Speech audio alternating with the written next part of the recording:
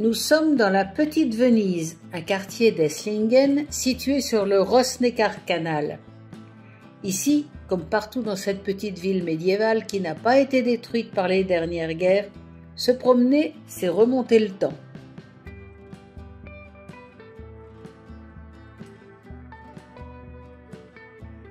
Là-bas, la Källstorp, porte de la ville, faisait partie des fortifications au XIIIe siècle.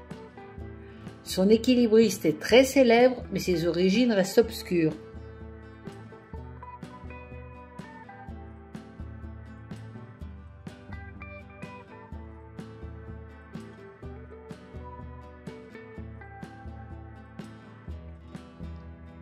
Nous ne sommes pas très loin de la gare et au nord, on se dirige vers les collines et le château qui dominent la ville. Ce coin est la promenade favorite des habitants, un endroit harmonieux et romantique, surtout le soir.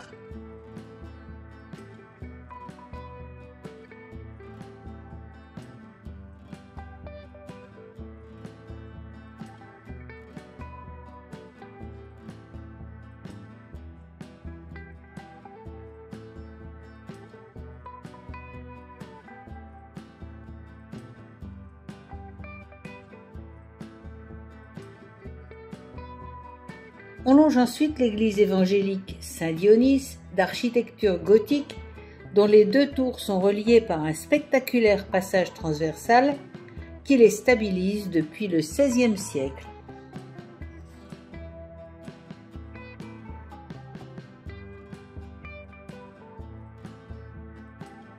Cette impressionnante maison à colombage est typique des habitations d'Esslingen.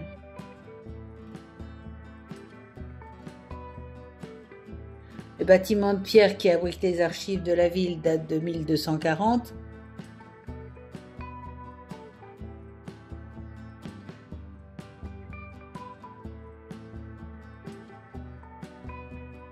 Ici, en fait, nous sommes devant une cave à vin, à Sekt plus précisément, cet équivalent allemand du champagne, car la ville est entourée de vignobles à vin blanc, connus dès avant le Moyen Âge.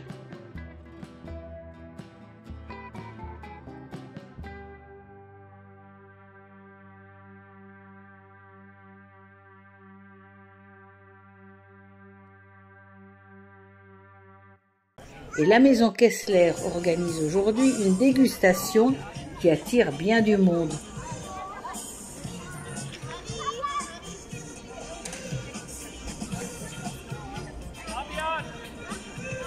On arrive sur la place du marché dont l'accès est fermé pour cause de fêtes populaires. C'est aujourd'hui le festival Atlantis qui se déroule dans toute la ville. Au Moyen Âge, ces maisons à colombage étaient construites sur une base de pierre ou de maçonnerie, puis les murs étaient formés de poutres de bois verticales renforcées de pièces horizontales ou transversales. Le remplissage était réalisé à base de briques crues ou de torchis appliquées sur un clayonnage. Vers le XVe siècle, on utilisera aussi la brique cuite et le moellon. Ainsi, le bois était protégé du pourrissement et le risque d'incendie, le pire fléau pour ces maisons, était réduit. Au fil du temps, la brique crue et le torchis se sont délités et ils ont été remplacés par des matériaux plus durs, comme le ciment ou le plâtre. L'influence du style gothique puis de la Renaissance ont transformé peu à peu ces façades. Leur aspect extérieur pimpant est bien éloigné de ce qu'il était il y a presque 800 ans. Et pourtant, elles étaient déjà là, avec leurs étages à encorbellement, un exploit pour l'époque.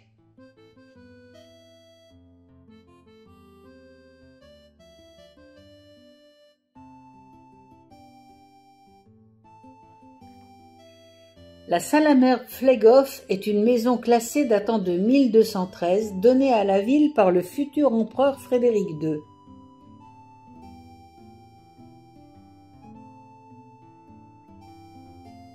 Elle ouvre le quartier Untere Beutau, qui doit son nom au moulin à huile appelé Beutin-Möllin, installé jadis dans le bas du quartier. Le bas quartier était habité par des vignerons.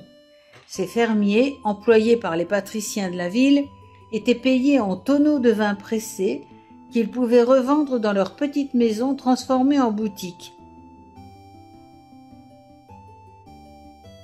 Un quartier pauvre à l'origine, dont les petites maisons alignées, les tonneaux et le pressoir rappellent l'époque.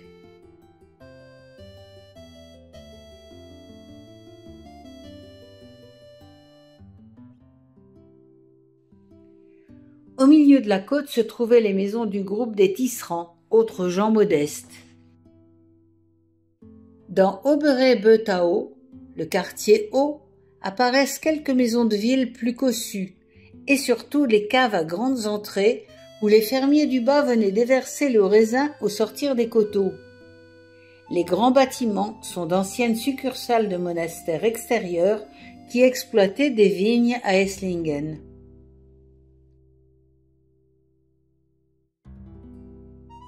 La Neckaraltenter date du XIVe siècle. Elle protégeait l'accès de la ville depuis les coteaux et on voit encore les traces de l'ancienne herse qui l'a fermée. Elle a été restaurée au XIXe siècle.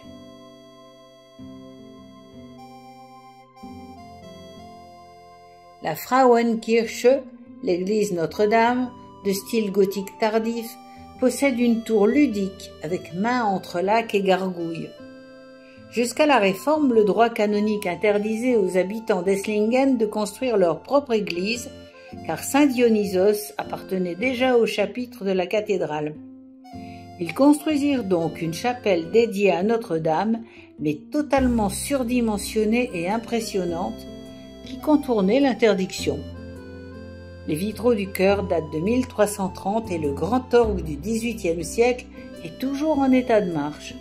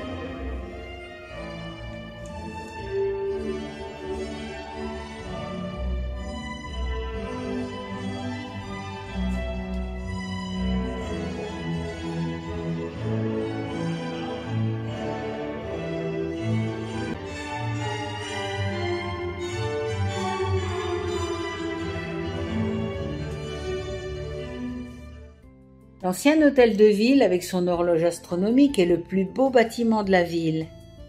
À l'origine, en 1422, c'était une maison de commerce et de perception. Cette façade, la façade nord, est de style Renaissance.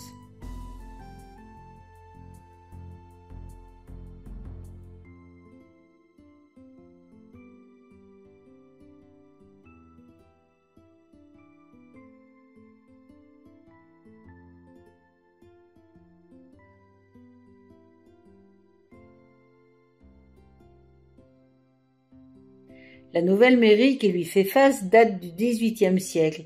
C'est un hôtel particulier de style baroque.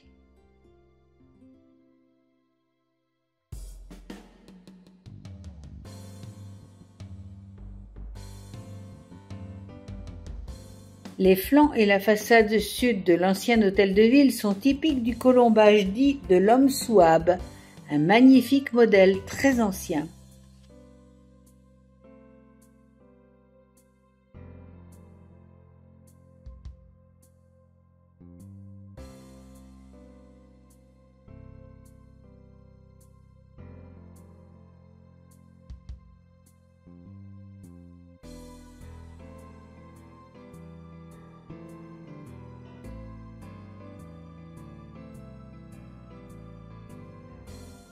La Maison Jaune, avec son oriel et ses peintures en trompe-l'œil, était une tour du XIIIe siècle. Transformée en habitation, elle abrite aujourd'hui le musée municipal. Quant à la plus vieille rangée de maisons à colombage, construite de 1328 à 1331, On y voit bien l'évolution des maisons du Moyen Âge, car les restaurations réussies des années 80 ont conservé de nombreux détails datant du XIVe siècle.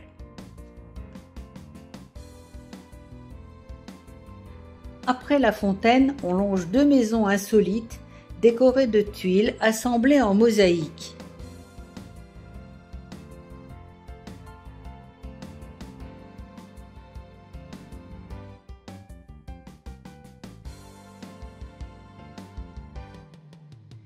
La Kupferstrasse, la rue du cuivre, aux restaurations un peu sommaires, est une rue commerçante qui mène à la Wolfster.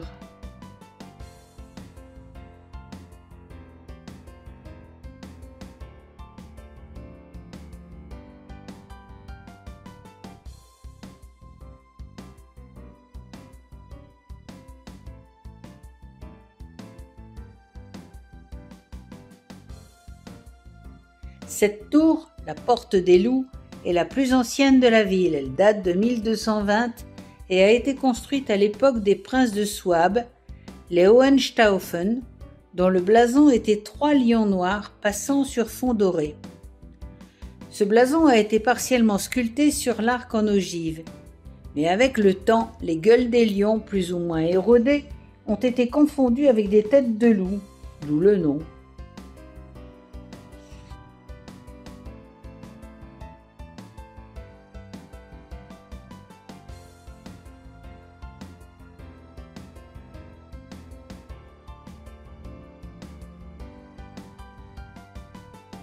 Dans la pierre de la fontaine aux poissons est taillée l'histoire du postier Michel.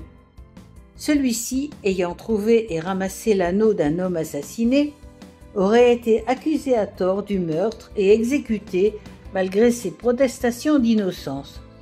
Son spectre serait alors apparu chaque nuit aux habitants, monté sur son cheval et soufflant à pleine gorge dans son corps, jusqu'à ce que le véritable meurtrier soit enfin identifié et que le peuple puisse enfin dormir en paix. Il trône maintenant silencieusement sur sa colonne.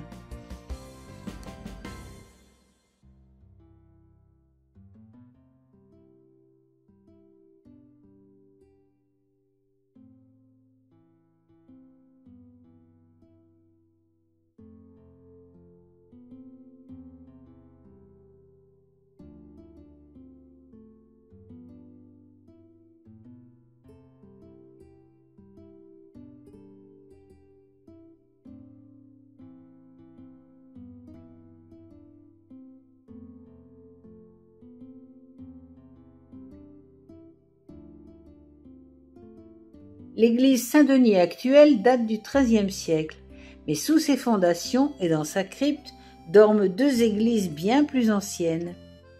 D'après la légende ou l'histoire, les reliques de Saint Vitalis auraient été transférées au 8e siècle dans l'église Saint-Dionys d'Esslingen, qui devient alors le site de nombreux pèlerinages.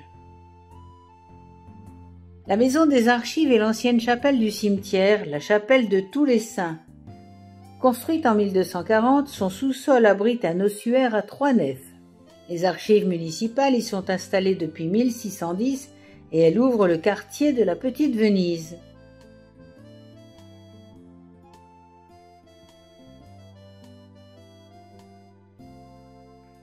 Après quelques marches, un passage étroit mène au Kesselwasen, où se trouvent encore 1428 moulins et 2 roues hydrauliques qui sont encore en activité aujourd'hui.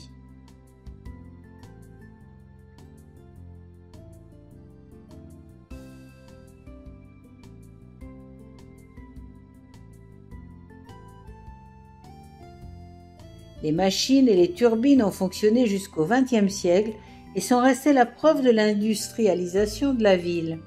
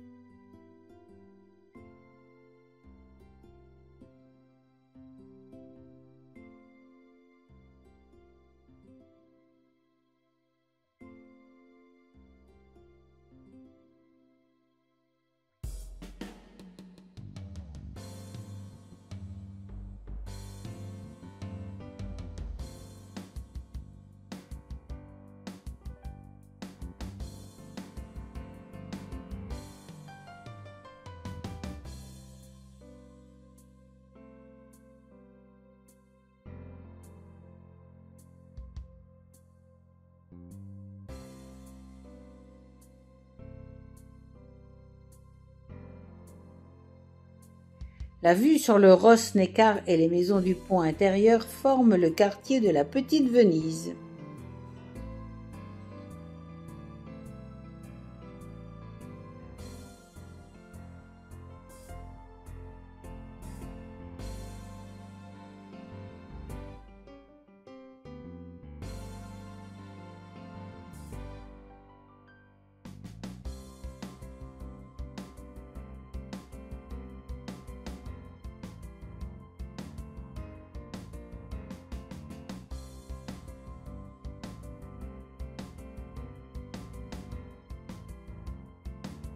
Le pont intérieur enjambe les deux canaux du Neckar avec ses 9 arches couvertes de petites maisons typiques, d'une chapelle et de petites boutiques. C'est le deuxième plus ancien pont de pierre d'Allemagne. Long de 146 mètres, il a été construit en 1286. Jadis, les cours d'eau étaient bien plus larges et séparés seulement par des vases et des alluvions. Peu à peu, l'île actuelle s'est formée. Aujourd'hui, c'est une rue commerçante populaire et animée qui surplombe le dessus du parc Maille.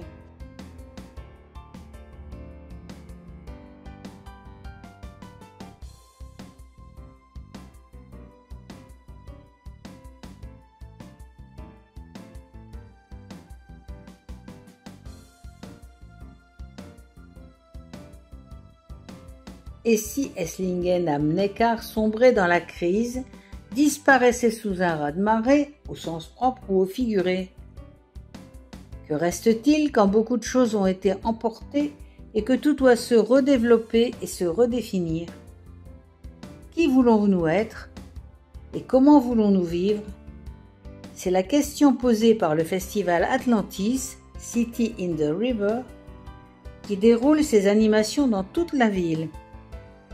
Le mythe légendaire de l'Atlantide a fourni un terrain de jeu visuel au concept artistique du festival, étrangement approprié pour cette cité bâtie sur l'eau.